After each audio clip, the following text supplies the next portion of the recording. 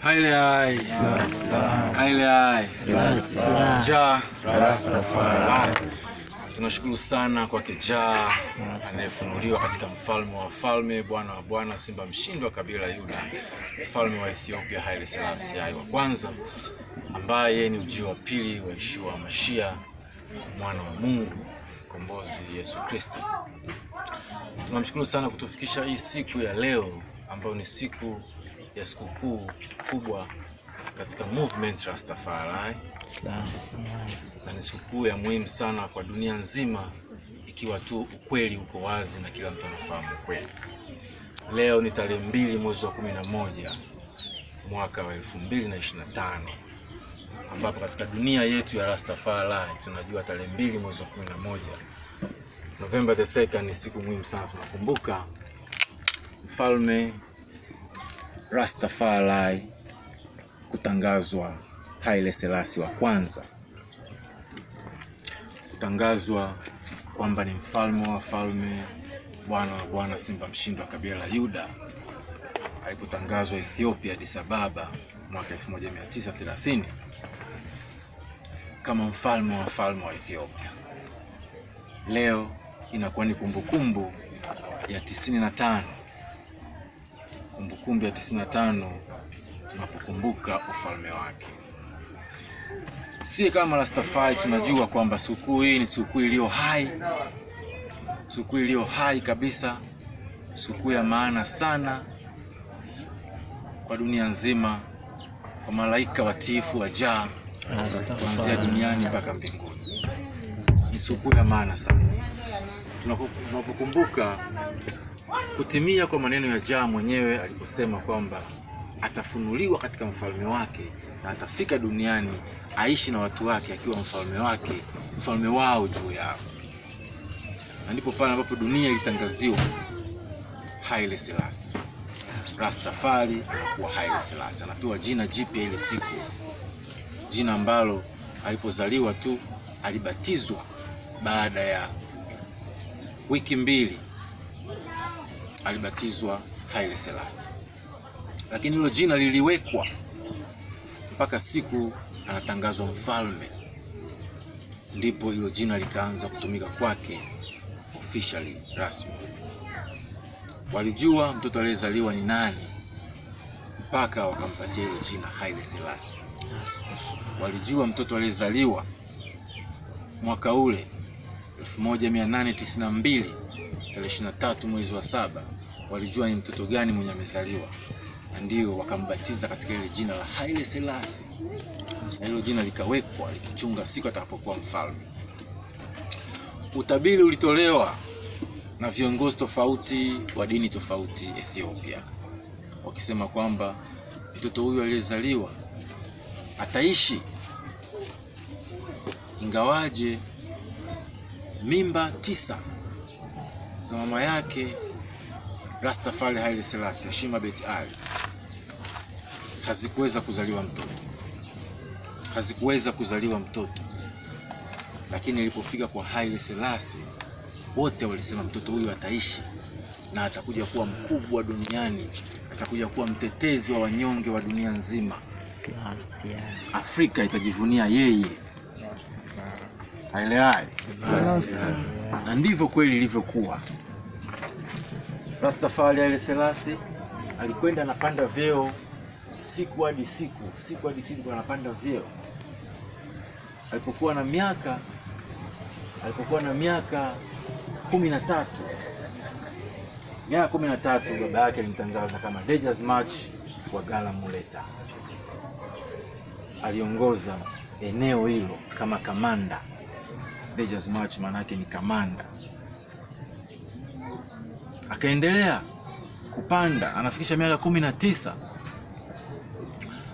akachaguliwa governor wa Hara, akateuliwa kuwa governor wa Hara na nani, na Emperor Meneliki wa pili.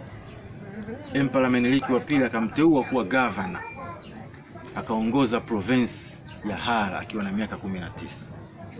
Haile Selassie Rastafari alikwenda anapanda siku hadi siku,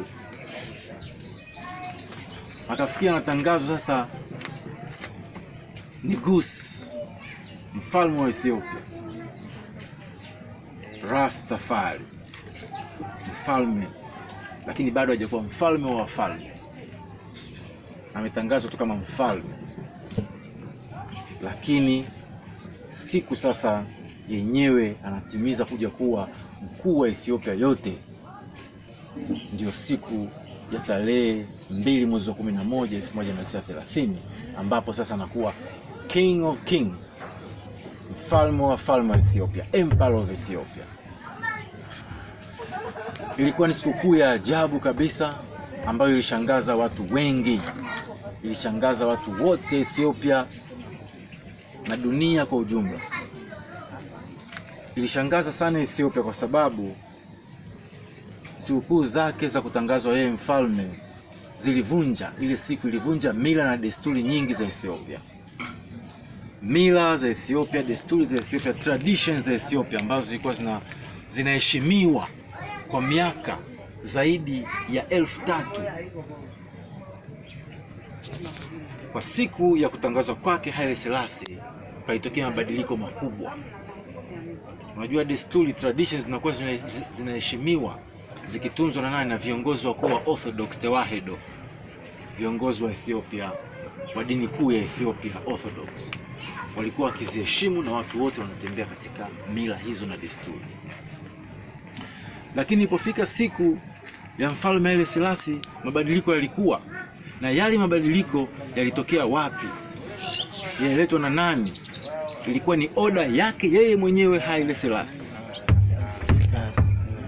Na ilibidi viongozi wote wa Ethiopia, wasimamizi wa traditions za Ethiopia wakubali. Hawakuwahi kukubalishwa na mtu yoyote yule kubadilisha traditions za Ethiopia. Lakini kama jinsi ambavyo vinazungumzwa kwamba katika Genesis 49:10, kitabu cha Mwanzo 49:10, inakwambia the scepter shall never depart from Judah, and no any lawgivers come from between his feet until Shiloh come. Fimbo ya ufalme haitaondoka katika kabila la Yuda, na hapata tokea mtoa sheria yoyote mpaka Shiloh atakapofika. Shiloh ni nani? To whom the scepter is belong. Yeye ambaye ni mwenye fimbo ya ufalme. Yeye ndiye atakuwa mwisho, atakomesha ufalme, na yeye ndiye atakuwa mtoa sheria wa mwisho.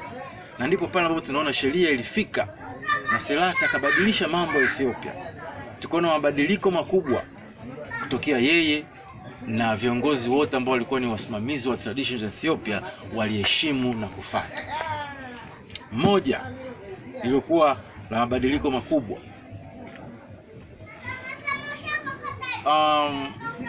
sherehe za kutangazwa kwake mfalme zilisubiriwa kwa kipindi cha miezi 7. Zilisubiriwa kwa kipindi cha miezi 7, kitu ambacho hakijawahi kutokea katika traditions za Ethiopia kwa kipindi cha zaidi ya miaka 1000. Kupata mfalme mpya, kama mfalme wa kwanza amekufa au malkia amekufa, inabidi atangazwe mfalme mwingine au malkia mwingine, ilikuwa inachukua siku 3 tu. Lazima watangaze mfalme mpya au malkia mpya. Hata bado hawajatoa sababu ya nini kimemkuta mfalme tuliyekuwa naye au malkia, kwanza wanatangaza sababu inaweza kuja nyuma. Lakini walikuwa wanaheshimu vile, haitazidi siku 3. Lakini ilishangaza watu, kwa Haile Selassie ilisubiriwa kwa miezi 7. Wanachunga kutangaziwa kwa mfalme mpya. Haya mambo yalifanyika kwa mara ya kwanza na ya mwisho. Ya kwanza na ya mwisho. Mara ya kwanza alionekana na ndio ilikuwa mwisho, kwa sababu baada ya Haile Selassie hakuna mfalme mwingine mwenye alikuja nyuma yake. Yeye ndio aliondoka na fimbo ya ufalme wa Yuda. Yeye ndio mfalme wa mwisho, the Alpha and the Omega. Ya kwanza alionekana katika kipindi chake na ndio alikuwa ya mwisho. Sherehe zilisubiriwa kwa kipindi cha miezi 7. Watu wote walishangaa. Lakini hii order ilitoka kwa nani? Ilitoka kwake mwenyewe Haile Selassie, kwa sababu alijua nini kiko kinaendelea. Alijua yeye ni nani. Na hata viongozi wasimamizi wa Orthodox Tewahedo nao walikuwa wanafahamu. Ndio maana walikuwa tayari kuwa convinced na kukubali maelekezo kutoka kwa Haile Selassie. Miezi 7 ya kusubiri.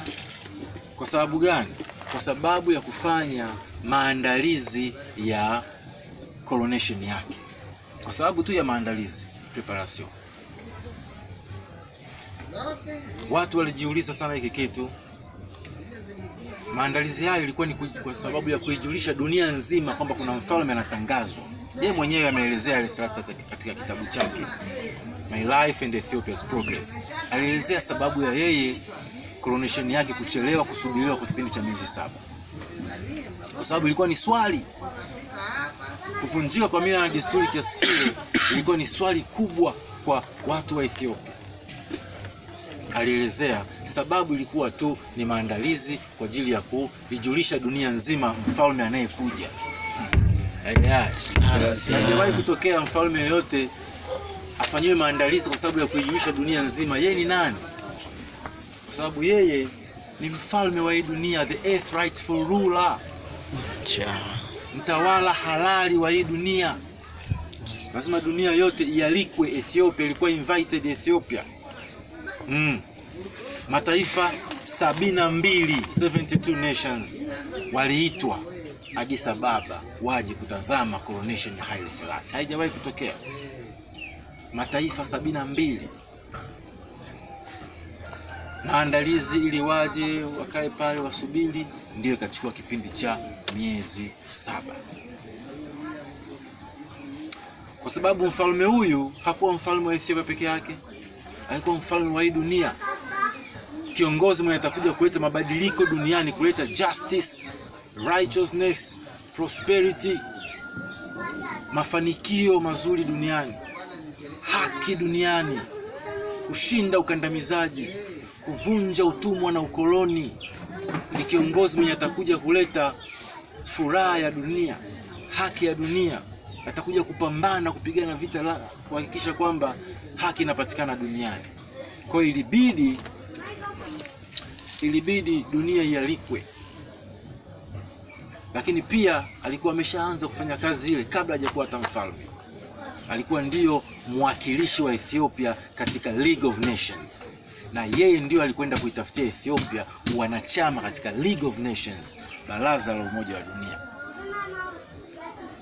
Na walikuwa wanamfahamu kabla hata ya kutawazwa kwake kama mfalme. Miaka 7 walikuwa wakitumika naye League of Nations. Sasa anakuja kuwa mfalme. Na ndipo ambapo alitangazwa mbele ya ushuhuda wa mataifa 72. Kuna mtu mmoja kutoka Jamaica alikuja kuwakilisha Jamaica, na anaitwa Leonard Percival Howell. Rasta wa kwanza. Yeye kwa uwezo wake mwenyewe alisema lazima niwe pale. Alikuwa Addis Ababa Leonard Howell, na yeye ndio mwanzilishi wa Rastafari duniani. Yeye ndio mwanzilishi wa imani ya Rastafari duniani. Yeye ndio alileta picha ya kwanza ya coronation ya Haile Selassie Jamaica kupata picha. Yeye ndio alifikisha. Yeye naye alikuwa pale. Na aliporudi Jamaica ndio alianzisha movement Rastafari. Ilianza tarehe ile ile ambapo Selassie alitangazwa mfalme. November 2nd, 1930. Tarehe 2 mwezi wa 11 1930. Haile Selassie akatangaziwa dunia. Na katika siku hii pia palitokea tena kuvunjika kwa mila na desturi za Ethiopia. Kwa maana tena kitendo kingine kilitokea kikashangaza tena watu. Kimevunja traditions za Ethiopia. Kutangazwa kwa Empress Menen kwamba ni Empress wa Ethiopia. siku ile ile ambapo Selassie alitangazwa kama emperor wa Ethiopia. Kile kitu hakijawahi kutokea katika zaidi ya miaka 3000 wakati wanaheshimia traditions za ufalme za monarchy za Ethiopia. Kutangazwa kwa malkia wa Ethiopia, empress wa Ethiopia, wakati emperor ametangazwa, kwa kawaida anatangazwaga nyuma ya siku 3. Baada ya mfalme kutangazwa leo, nyuma ya siku 3 ndio anatangaziwa na malkia wake, empress wa Ethiopia, naye anatangazwa. Lakini katika siku ya kutangazwa kwa Haile Selassie ilishangaza watu, na alitoka na malkia wake, alitoka na empress Asfaw-Menen pamoja, na wakatangazwa pamoja siku ile ile moja. Ilikuwa ni kitu cha kushangaza sana sana sana. Walitangazwa siku moja. Ilikuwa ni kitu cha kushangaza sana. Ilivunja mila na desturi za Ethiopia, na ilikuwa ni kwa mara ya kwanza kile kitu kinafanyika, na ndio kwa mara ya mwisho tena kimefanyika. Baada ya yeye kutangazwa mfalme, baada ya ufalme wa Haile Selassie, ufalme haukuendelea tena Ethiopia physically. Ni kitu ambacho kilishangaza, lakini zile zote ni order zake Jah Rastafari. Na ni message kubwa ambayo tunatembea nayo kwamba mwanamke habaki nyuma tena. Mwanamke habaki nyuma tena, anapaswa kushirikiana na mwanaume katika kufanya kazi za maendeleo. Kama gisi mfalme alitoka na malkia siku ile moja.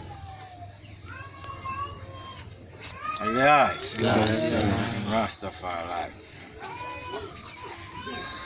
Katika siku hii ya coronation ya Haile Selassie na Empress Menen, kuna kitu pia kilishangaza. Namba 7. Namba 7 nayo ilishangaza, ilitokea sana katika ile siku. Moja, tumeshazungumza kwamba coronation yake ilisubiriwa kwa kipindi cha miezi 7. Na siku ambayo alitangazwa mfalme, kwa bahati nyingine tena nzuri, kama hii siku ya leo, ilikuwa siku ya Dimanche, ilikuwa ni siku ya Sunday, Jumapili. Coronation ya Haile Selassie ilikuwa tarehe 2 mwezi wa 11, siku ya Jumapili, Sunday. Na leo hii inaangukia katika siku ile ile. Ni furaha iliyo kubwa sana, ni maadhimisho, commemoration ambayo iko na masa kubwa sana, iko na furaha zaidi. Alitangaziwa Addis Ababa katika Cathedral ya St. George. St. George Cathedral. Cathedral St. George inatengenezwa na kona 7. Iko na kona 7. Kona kwe ziko 7. Cathedral St. George. Na katika zile kona 7 palikuwa pamesimama maaskofu, mabishop 7 katika zile kona zote 7. Haki tunapata kwamba wote walikuwa 49, alikuwa ni 49 maaskofu 49 katika cathedral yote. 7 mara 7, wakiimba Zaburi ya 9 kwa siku 7, usiku na mchana. Haile Rastafari. Miezi 7 ya kusubiri coronation. Cathedral yenye kona 7, kila kona kumesimama maaskofu 7 kwa siku 7, wakiimba Zaburi ya 9 usiku na mchana bila kupumzika. Haile Rastafari. Vitu vya kushangaza katika ile namba 7. Na namba 7 tukitafuta katika Biblia inajaa namba 7. Ni namba ya Jah Rastafari. Zaburi ya 9 walikuwa wakiimba usiku na mchana. Zaburi ya 9 inasema nini? Haile Rastafari. Nitakusifu Jah kwa moyo wangu wote, nitazitangaza kazi zako zote za ajabu.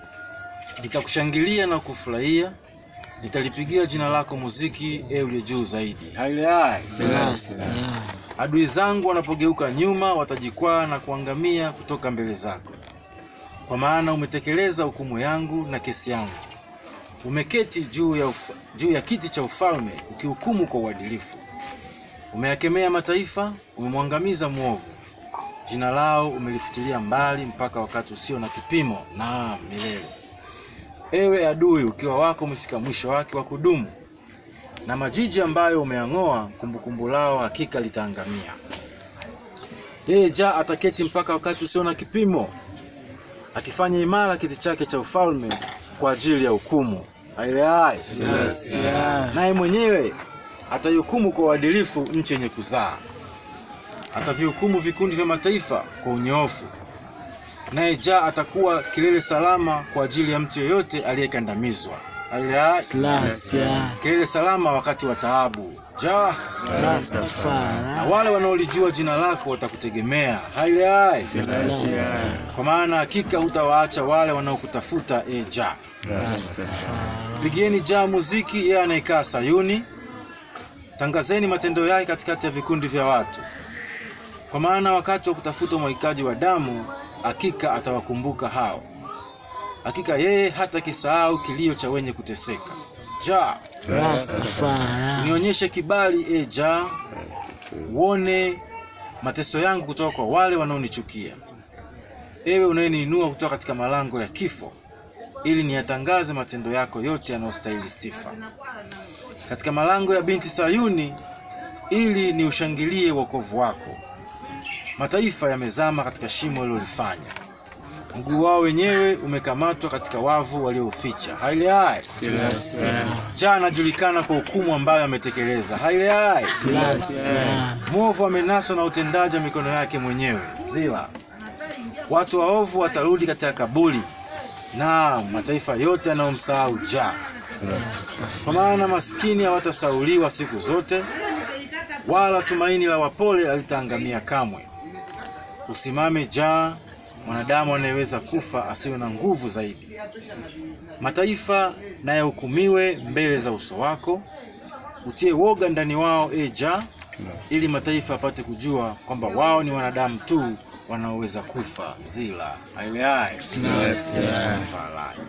Maaskofu 49 ndani ya Cathedral St. George kwa siku 7 wakichanti usiku na mchana Zaburi hii ya 9 ambayo inamleta Jah duniani.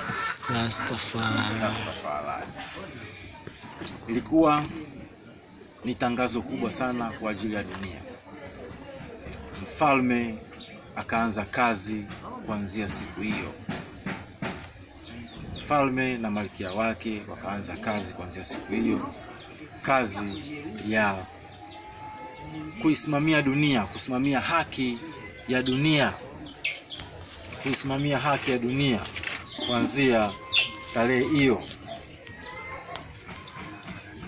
Na tunajua Jah alifanikiwa.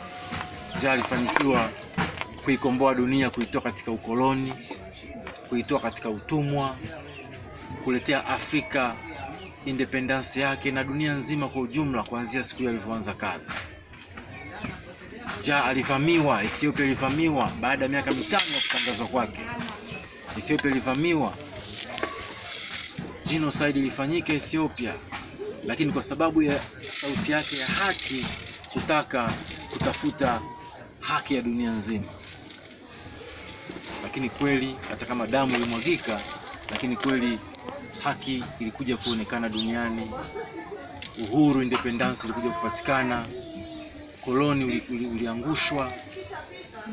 Vita ya pili ya dunia ambayo ilifika duniani 1939 ilitokana na nini?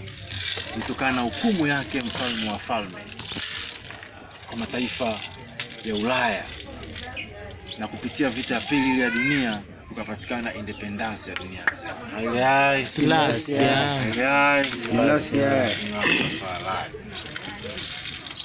Kwa kifupi ndivyo ambavyo ilitokea katika siku ya kutangazwa mfalme Haile Selassie Ethiopia historia kwa kifupi, mambo ya muhimu ambayo yalifanyika na ya maana sana yalikuwa hayo.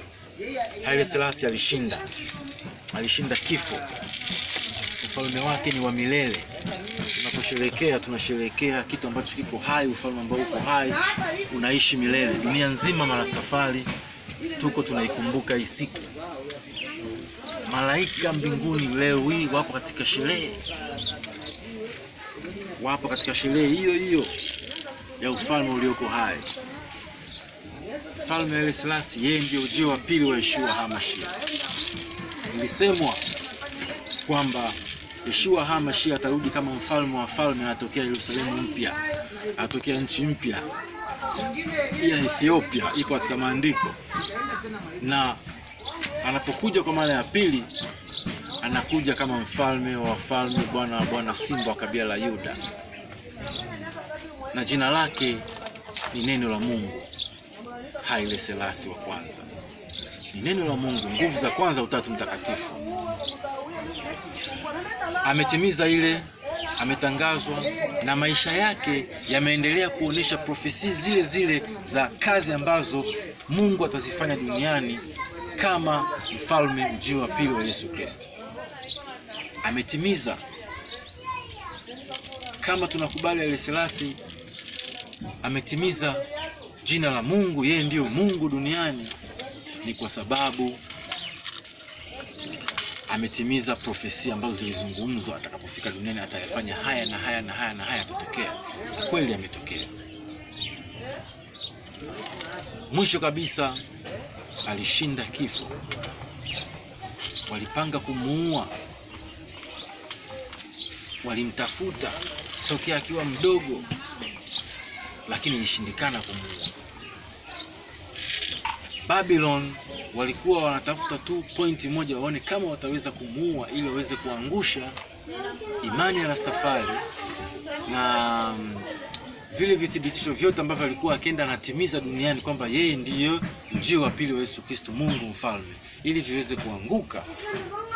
Ule ushuhuda wote, zile profesi zote zenye alitimiza, ili zipoteze ukweli wake, ni pale ambapo wataweza kumuonesha kwamba wamemuua, mwili wake huyu hapa wamemuua. Ilikuwa ni uwezo wao kuweza kuangusha ile imani yote ambayo watu walikuwa nayo. Lakini walimtafuta katika hiyo pointi, nayo wakashindwa kumuua, wakashindwa kupata mwili wake kwamba ndio huyu hapa wamemuua. Alishinda kifo. Walimchukua lakini alipotea, alikosekana. Ile ni ushuhuda wa mwisho kabisa kutuambia kwamba kwa kuja kutimiza yale yote ambayo alikwenda anatimiza. Tuliona kwamba kweli ni yeye, kweli ni yeye, kweli ni, lakini pointi ya mwisho ya kushinda kifo ndio ilikuwa pointi muhimu sana. Pointi ya mwisho ya kushinda kifo ndio ilikuwa pointi muhimu sana ya kusema kwamba kweli ametimiza, na yale yote alikuwa anatimiza yametimizwa, kwamba yeye mwenyewe ujio wa pili wa Yeshua HaMashiach, Mungu amefika duniani. Na kweli mwisho kabisa alitimiza kile ndani mwake. Haukupatikana mwili wa Haile Selassie, kitu ambacho Babylon alikuwa anatamani sana, haupate ule mwili au amdhalilishe mfalme wa Jah. Lakini kile ndio ambacho Jah alishinda. Anamwambia hakitawezekana. Alishindwa kuonesha mwili wake, alishindwa kuonesha video yake ya mauaji, alishindwa. Na tunajua Jah yuko hai, anaendelea kuonekana. Lalibela Ethiopia anaendelea kuonekana, na sehemu nyingi za dunia anaendelea kuonekana. Yeye ambaye tunamchunga katika siku ya kuleta hukumu duniani. Yeye tunayemchunga katika ile siku ya kuja kulipa wema na waovu. Yesu Kristo ndani mwake. Haleluya. Jah Rastafari.